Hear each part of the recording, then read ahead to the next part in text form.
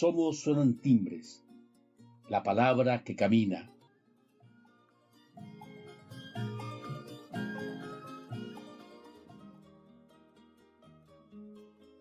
En Macondo nunca ha pasado nada. En Macondo nunca ha habido fraudes. El presidente Gustavo Petro ha denunciado diversas irregularidades que podrían conducir a un fraude en las elecciones del 8 de marzo, un fraude contra el pacto histórico. Y señaló incluso que hay orientaciones extrañas del registrador nacional del Estado Civil que pueden ayudar y abrirle espacio a ese fraude.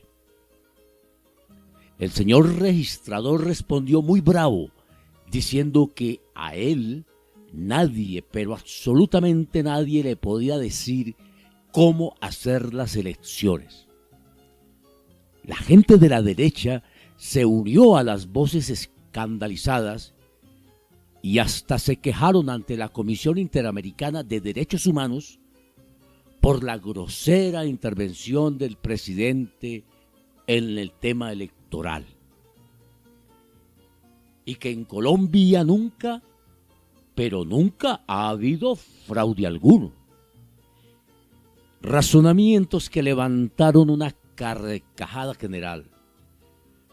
Porque si algo tiene, y mucho, la historia política colombiana, es la historia de los fraudes, los votos marcados, comprados, anulados y los muertos votando hasta más allá de los tiempos.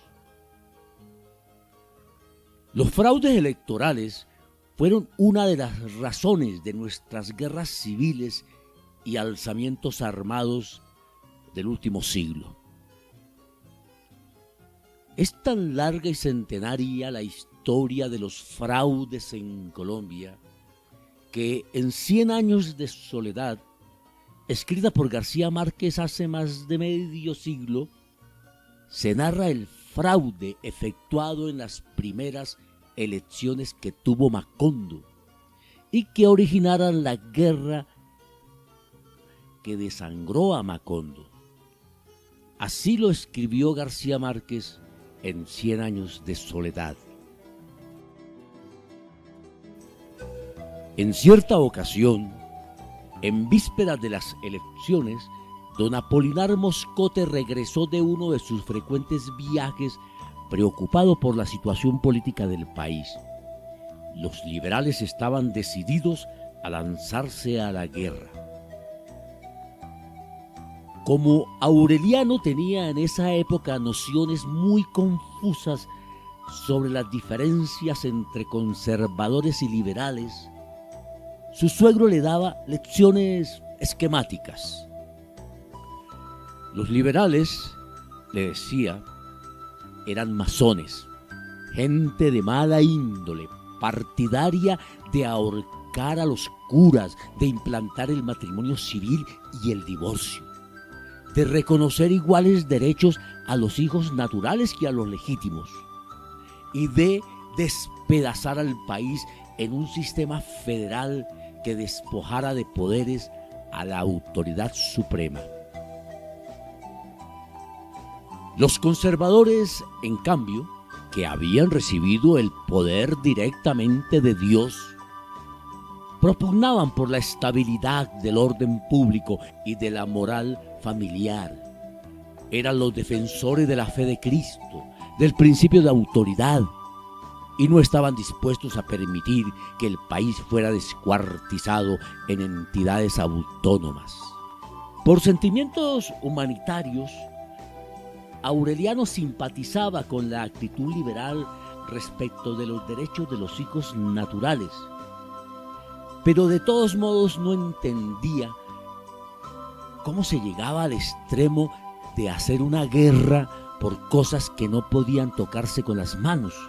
Le pareció una exageración que su suegro se hiciera enviar para las elecciones 6 soldados armados con fusiles al mando de un sargento en un pueblo sin pasiones políticas.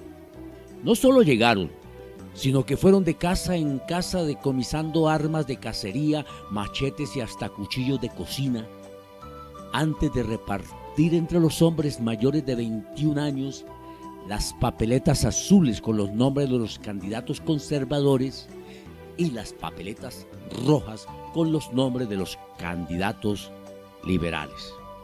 La víspera de las elecciones, el propio don Apolinar Moscote leyó un bando que prohibía desde la medianoche del sábado y por 48 horas la venta de bebidas alcohólicas y la reunión de más de 3 personas que no fueran de la misma familia. Las elecciones transcurrieron sin incidentes. Desde las 8 de la mañana del domingo se instaló en la plaza la urna de madera custodiada por los 6 soldados. Se votó con entera libertad, como pudo comprobarlo el propio Aureliano, que estuvo casi todo el día con su suegro vigilando que nadie votara más de una vez. A las 4 de la tarde, un repique de redoblante en la plaza anunció el término de la jornada y don Apolinar Moscote selló la urna con una etiqueta cruzada con su firma. Esa noche, mientras jugaba dominó con Aureliano, le ordenó al sargento romper la etiqueta para contar los votos.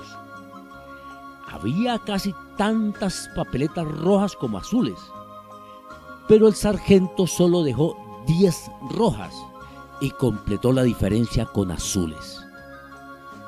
Luego volvieron a sellar la urna con una etiqueta nueva y al día siguiente, a primera hora, se la llevaron para la capital de la provincia. Los liberales irán a la guerra, dijo Aureliano. Don Apolinar no desatendió sus fichas de dominó. Si lo dice por los cambios de papeletas, no irán, dijo. Se dejan algunas rojas para que no haya reclamos. Aureliano comprendió las desventajas de la oposición. Si yo fuera liberal, dijo, iría a la guerra por esto de las papeletas. Su suegro lo miró por encima del marco de los anteojos. Ay, Aurelito, dijo, si tú fueras liberal, aunque fueras mi yerno, no hubieras visto el cambio de las papeletas.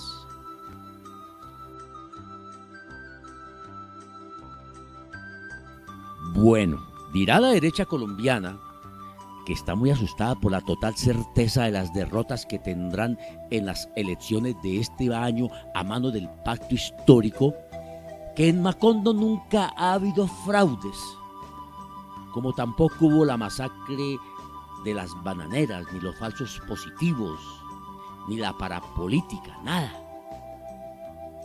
Y que como lo han dicho durante todos estos largos años de guerras y violencias, en Macondo nunca ha pasado nada, nada.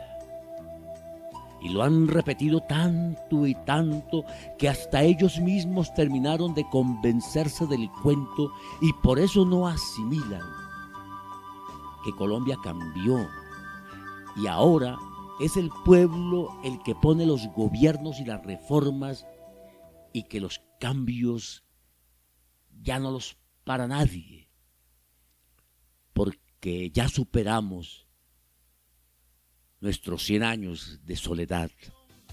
Yo voto por la